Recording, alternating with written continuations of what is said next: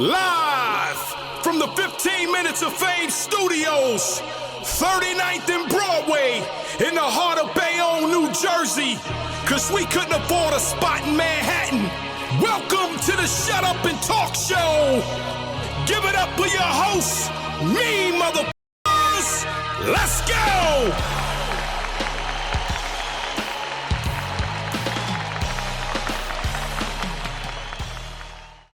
So let's go. Where is Eness? What is Eness doing? And what's life like for you before the day you went to audition? I was on a run. On the run. I was on a run. I had legal troubles. I had just got out May 17th of 2000. And fun fact, a week after that, 50 Cent got shot. His whole 9 times he had got shot. He got shot like a week out. After a week I got out, May 17, 2000, he had got shot 9 times. Oh, shit. May 24th of 2000. Wow.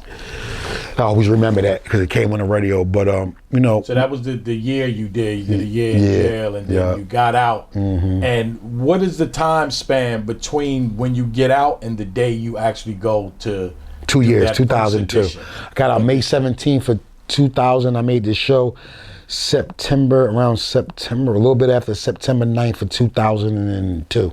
2002, okay. So it was like a year after the, I think like 2 years after the, no, when was 9/11? Oh, 2001? 2001, it was the year after 9/11. It was like the first anniversary of 9/11 that we made it. Okay. And I remember because we was in New York, auditioning for the show, and it was like a lot of lockdown and you couldn't do this, and it was like because people was like kind of like paying respects to the dead of the, you know, and the security was still right, exactly, too, so yeah. So 2 years upon my release was me, you know what I mean, getting accepted to be a cast member on the show. So take me through that first day. Do you remember where it was? It's in New York, in Manhattan? It was actually 2 auditions. 2 auditions, okay. Like I said, I was signed to my producer, Black Key. Mm-hmm. Was signed to Black Key Productions. Fun fact, I was never signed directly to Bad Boy. Till this day? To this day, I was always a partnership with my production label, Black Key Productions.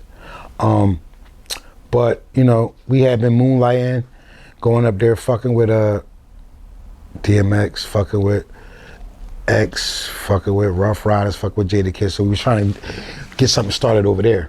So you was already doing that before. And in Philly, I was fucking with Miss J. She was signed to Timberland's Beat Club imprint. Okay. So I was trying to get something started over there. Mm-hmm. While I was trying to get something started at both these big powerhouses at the time, the competition came up. Mm-hmm. So, you know, my production team, which was Black Key at the time, woke me up, dragged me down there by the ear, and auditioned. Fortunately, I got put on a callback list, and you know, I was asked to, you know, audition one more time. It's a scene on the season First 1. First audition is not Diddy. Diddy's not there. Diddy's not there. Okay. First audition, Diddy's not there, and I get put on a callback list to audition in front of Diddy in New York on 42nd Street. Yeah, the second one. So after that, you know what I mean, I got the call. I was actually in Renton, which was like an hour, maybe an hour and a half. Renton, Pennsylvania, which is an hour and a half. Same probably distance as Philadelphia. Right. But I got the call at 11 o'clock. The callback time to actually be in New York to audition for Puff was at 11. I got the call at 11. Oh, shit. We didn't leave Renton, PA till 2. Oh, shit. So I was well over the call time, and I was like, kind of like, I didn't want to go because I was already in a comfortable position. I was out there. My cousin was celebrating. They just had got a new apartment. We was up there smoking. Said fuck it and didn't almost didn't fucking go. My fucking cousin Brahim and my man say cool. They fucking argued with me. Almost got into a fist fight to go. Wow. Because I didn't want to go because I couldn't believe I was going to win. Wow. Yep. So we ended up getting there like maybe 3:30, 4. The line was wrapped around the corner. Me, I don't know why, me, because normally I just would get in line. Like I'm late, so just let me get in line and try to blend in with the crowd. Something just made me go straight up to the fucking door, past the line, and knock on the door. The lady, the little corresponding lady with the clipboard came out with the headset. One of the staff to the production. And I'm like, yo, I'm one of the callbacks from Philly. She was like, all right, what's up? I'm like, my name Lloyd Mathis. I was supposed to be at 11, but I got the call. I lied. I got the call later than I was suspected, lying. She was like, what's your name again? I'm like, Lloyd Mathis. She was like, oh, you're Ness. And pulled me straight from the street into line. Good shit. Thank God you went up. I know, but I would have never made it if I got in line. Yeah. If I just would have been a good little boy and pay attention and do what. Sometimes you gotta be aggressive. And me being assertive got me from the street. And mind you, my cousins drove me up there, right? So they never seen me. Like I stayed inside that building for 2 days. And my cousins camped out for 48 hours until I came back out and told them I made the group. Yeah, they was up there for 2 days straight. Holy shit. 2 days straight, because you gotta understand, it was audition. So it was like 1,000 people out there. So they gotta see everybody. And then once you get seen, you gotta go back to a green room. So it's just all of us sitting in the green room for 2 days straight. It's gotta be more than just you're sitting in the green. Where did y'all sleep? In the green room, rapping, ciphering, playing instruments, rapping all night. What, 2 days? For 2 days. And they just would come and say, yeah, you're up next, or you gotta go. Did you have a change of clothes? No. We was in there for 2 days straight, stinking funky. Yeah. Y'all sound like y'all in the bullpen. Anybody that wanted to go home for any reasons, they would tell you, don't come back. Holy shit. One of the chicks was like, yo, I'm hungry. We've been here for 2 hours. I ain't feeding us. They was like, yeah, you can go get something to eat. We not holding you hostage. But when you go get something to eat, just keep on going where you going. Don't come back. They was testing us to see how bad we wanted the opportunity. Wow. So they're like, no, we not holding your hostage. Y'all can leave. Go. But when you tried to bust a U-turn and come back, you wasn't being. You can't get back in. So we would learn this from the cast members.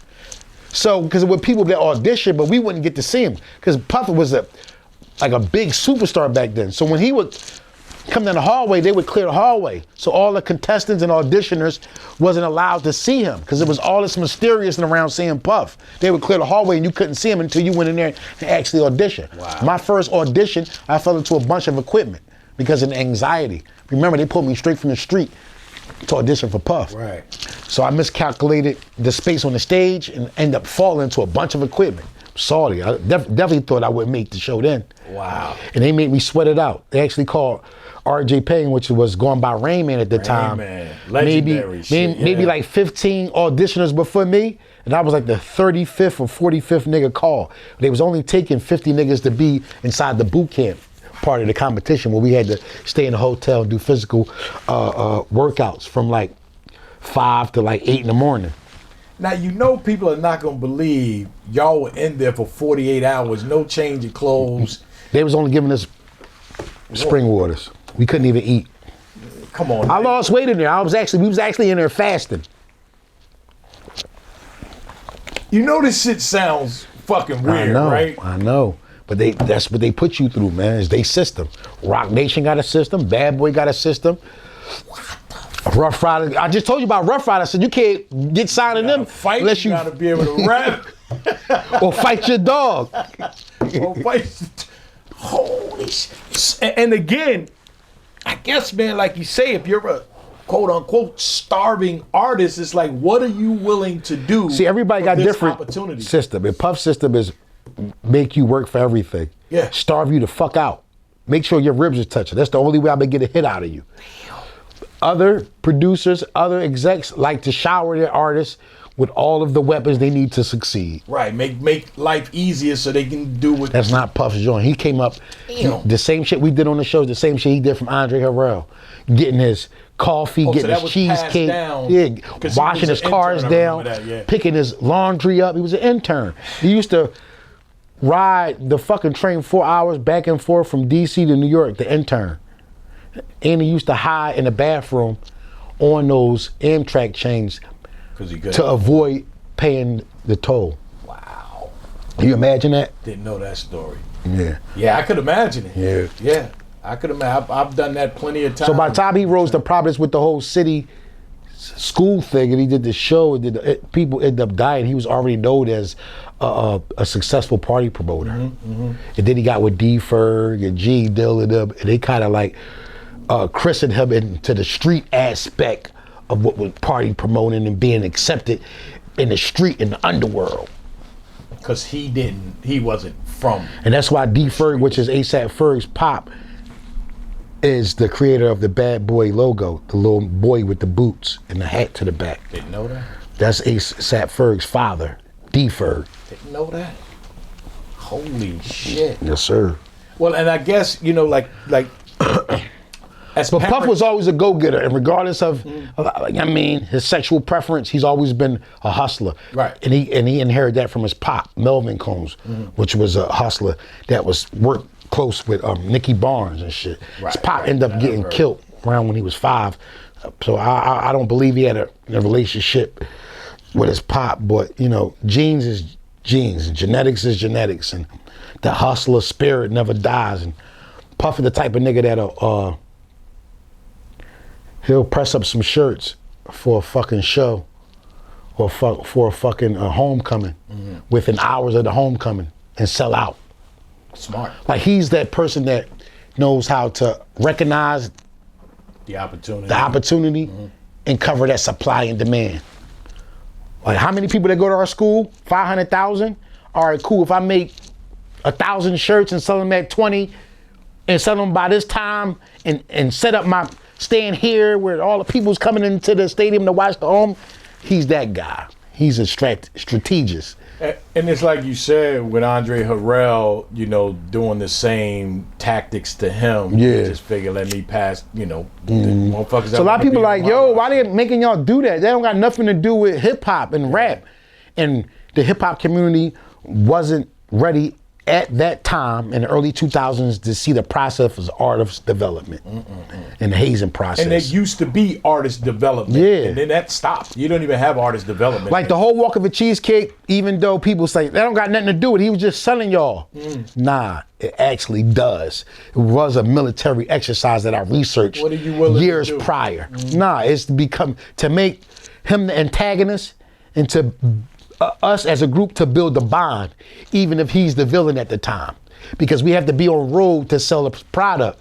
So we have to be a unit. Right. And the only way to build us the unit is we all strangers from all different walks of life.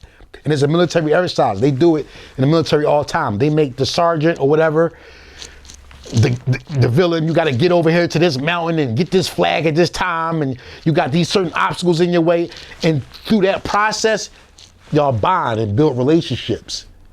Yeah, but some of that shit, man, it's like, it's hard and it's not, a lot of people can't stomach the process. Yeah. But I understood some of it is too degrading. later on in my life. You can't go into the military and tell the drill sergeant you're not working out today, right? Right.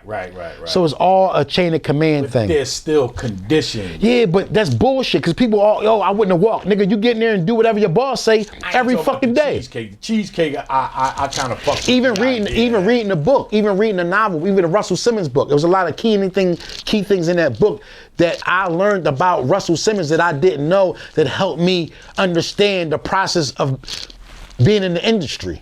He made y'all read a book. The Russell Simmons autobiography outside of the studio all night long.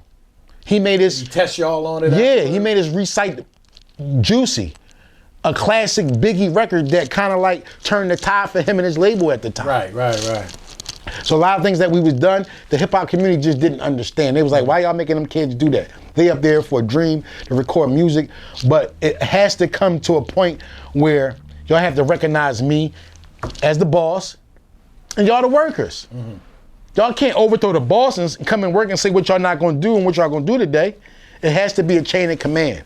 And we was just untapped potential from the ghettos of America that didn't know what the fuck we had really signed up for until we was all the way in the thick of it. Were there any people While you were in the, I'm gonna call I didn't know it was a group until it was a group. I didn't know it was a group until we got called. I thought it was American Idol thing was just one winner takes all. Called making the band when you went to audition. It was called that, but I didn't know the concept. I'm fresh out of jail. I'm trying to really get used to society again. I'm trying to find a job, keep the probation officer on my ass. I'm still getting high. I'm giving them hot urines. I'm still being a goofball at the time. You see what I'm saying? So, I'm gonna call it the Bullpit. You're right. I'm sorry. I'm gonna call that 48 stint hour shit you did. Yeah. How many did you see? A lot of people, man, like fuck that, man. I'm out Again, here, what I'm gonna say is a bonding process, and it's a opportunity for the people. See, what we didn't know at the time, we were being filmed the whole time, so it's puffing them in another room, just watching us all night long. Wow. Interacting with each other, our personalities, and then in that time they're figuring out who would have the best personalities to make a good show. A lot of people was pretty, they had talent, but they was quiet. Quiet doesn't make a good TV show. Trying to see you being yourself without knowing we're watching. Exactly. So you can act like, because people will do that. They'll straighten up. Like just like when the boss, I keep doing the analysis to a 9 to 5 because it's the same thing applies. When your boss come in, even if you're not doing work, you're gonna act like you're doing something. Right. No, that's a fact. But so they was watching us without us looking. You never know what a person really truly is until you're looking at them and they don't know that you're looking at them. You get to see their mannerisms. So we was like being Undercover Boss. I like that show because exactly. You don't know that's your boss. You know you're not gonna Undercover Boss to the rescue. Yeah. That type of shit. It was that type of shit. So they kind of got a feel of who we was before we even auditioned for him. So the whole time in this 48 hours of us being in this room waiting to get called for audition, we're ciphering, we're interacting. So it got to a point where we was ciphering the whole time because we turned our time in. Rather. So I got to really make my presence a little bit felt. I got to assure my dominance within that group of people by my lyrical skill. Rapping, fucking people up. So by me rapping and ciphering, I had all the other contestants like, yo, if you don't make it, it's rigged. Wow. You're talented. Like, see what I'm saying? So by them saying that, the people are seeing on the other side, like, yo, he got it. Yeah. How many people, I was trying to get this question, how many people was like, fuck that, I'm out. I'm not sitting there. A lot of people. Rayman walked away from the show. From the 48-hour stint? No, after the physical competition. I want physical part of the competition in this show. When we start, I think before we moved actually into the crib, when we got picked to go into the house, he left. Because we would just have wild, like, type of tests. Like, we would just pull up to a random club and like, yo, what would you wear going into a club like this? And you know, I'm from Philly, so I got the button-down polo shit. Can't go wrong with a button-down polo. 90% of the time, yeah. And I got access and Rayman didn't get in because he had the cut-off t-shirt. You know, the cut-off t-shirts back at the den. And they like, no, you can't get in this John.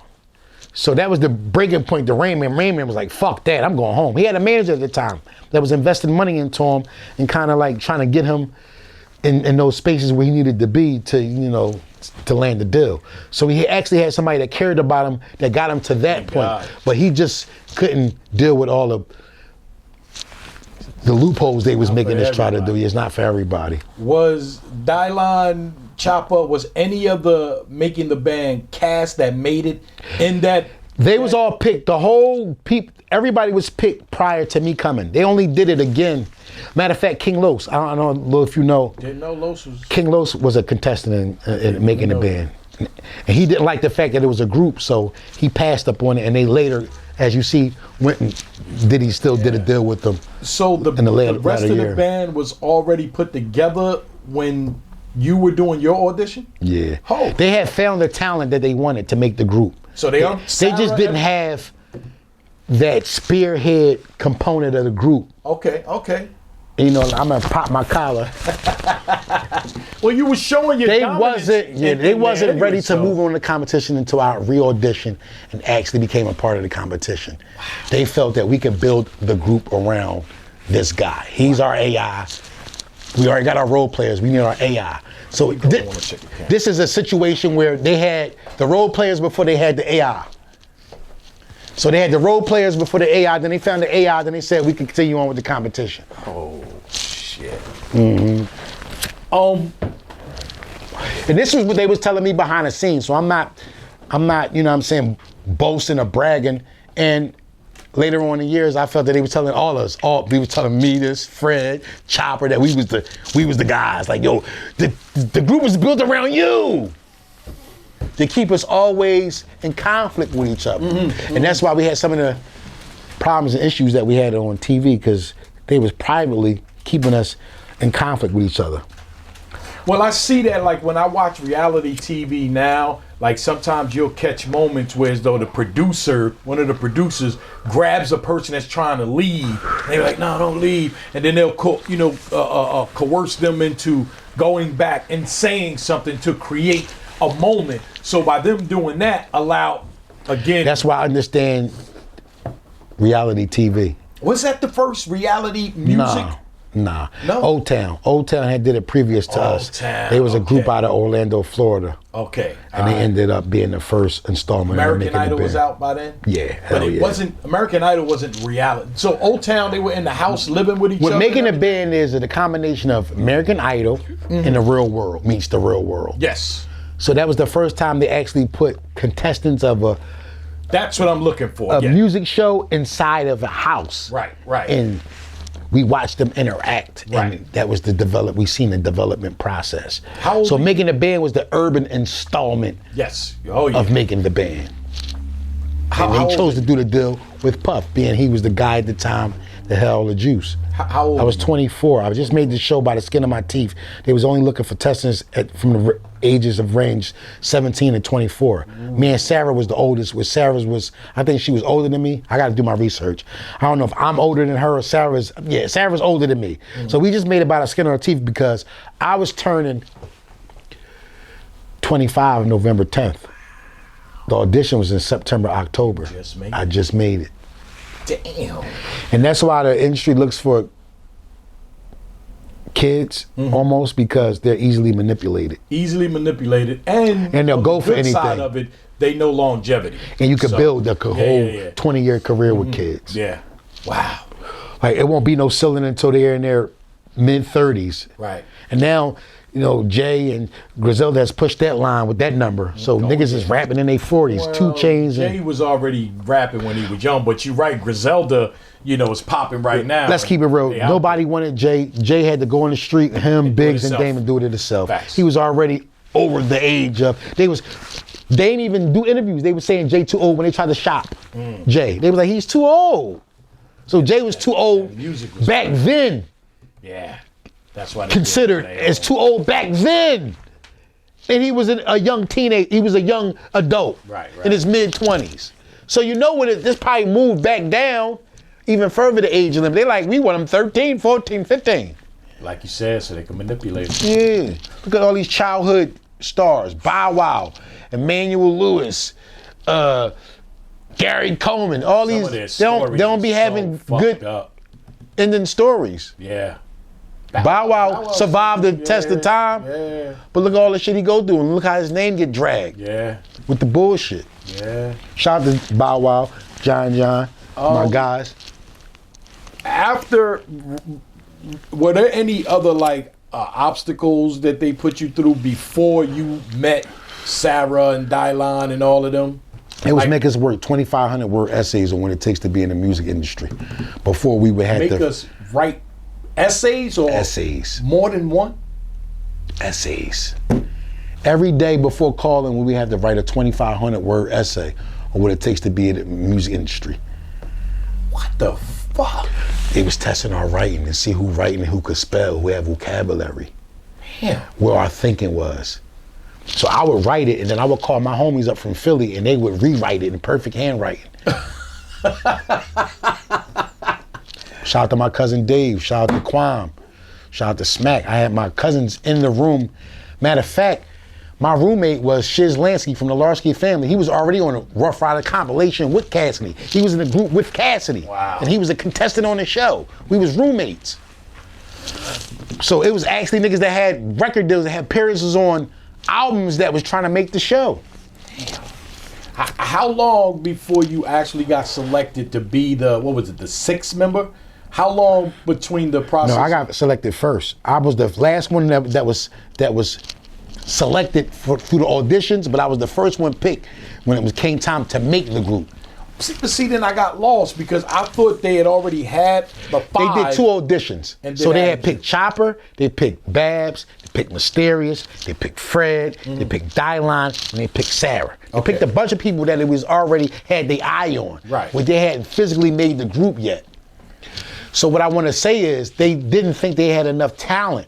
So they didn't have the spearhead of the group, so they did the whole talent search again. Okay. And that's when they did it in Philly and in Baltimore and LA again, and I re-auditioned.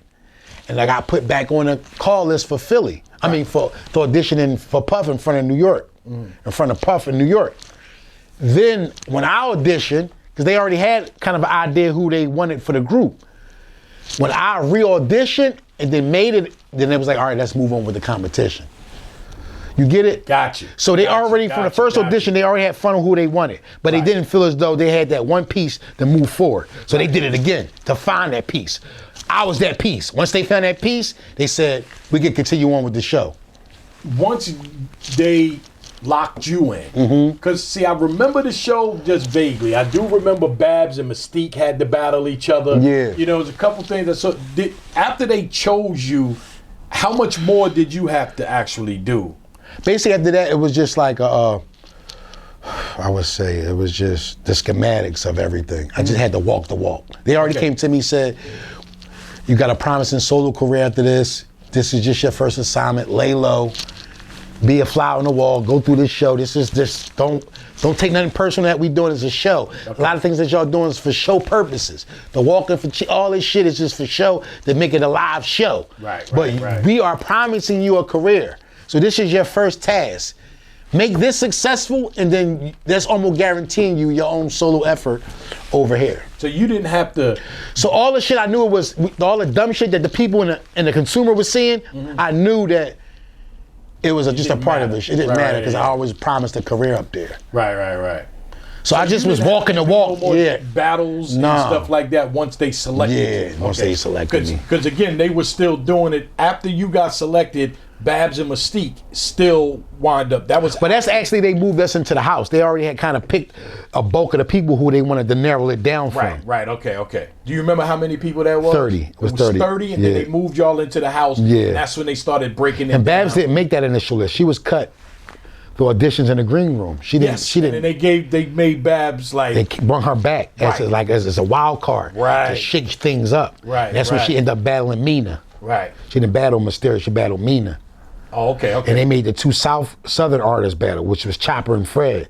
So they were trying to weed one of them out. And that was so crazy, it wasn't no hot East Coast MCs. That's why I ended up with 2 southern artists, and I was the only East Coast artist, me and Babs. So they instead of Dylan from? Dylan was from Grenada. He was from East New York. He was actually from another. He was East New York though. Okay. From Brooklyn. So they had to, his idea was to make the new age Fugees mixed with Wu-Tang. That was his idea for the group. Kind of like an eclectic group. It was 6 of y'all. A popular worldly group. That's why he added Dylan with that flavor and added a songstress, Sarah. So we have all the pieces that we needed. The same kind of R&B fused hip hop records that Bad Boy was making in the, early 90s up into the early 2000s. Right, that's where he wanted that to be a group like that. That can rap the hardcore lyrics and have a songstress inside the group that can do the sing-songy R&B type of choruses. Looking back, I know you understood the assignment and you knew the training and stuff like that you were going through. But looking back, do you remember anything be like, yo, why the fuck did That was crazy. Like, I thought the essays was crazy, but essays. You don't understand how you're being conditioned until later on. The Walking for Cheesecake was building our endurance, and it was making us bond with each other. The reading the book was key things in that book that we needed to read to know about the industry. We slept in one hotel room in the best restaurant, all 6 of us. All these are bonding strategies. Even when seems to be the villain or the antagonist, right? It's a binding strategy because we have to be out on the road promoting an album, state to state, flight, this, here. And we have to know how to tolerate one another and be there for one another and pick up the pieces where, when 1 week I'm strong. So it was bonding strategies, but it just was on TV, and the way that it was played out, it just didn't look attractive to the hip hop community.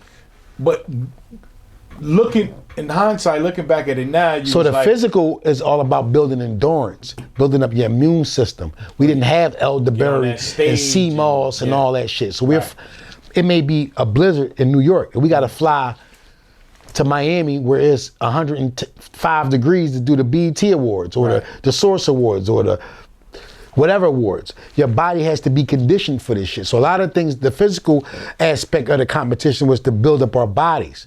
And you never know, you look big as shit on TV. Right. You look almost 3 times as bigger that you think.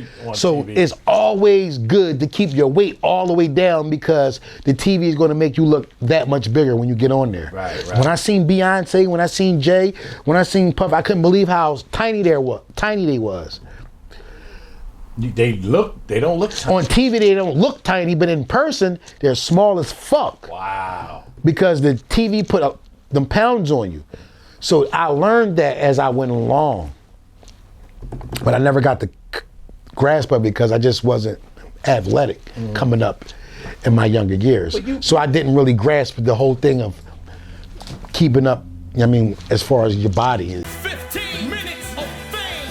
You are now listening to 15 Minutes of Fame Radio. Let's go.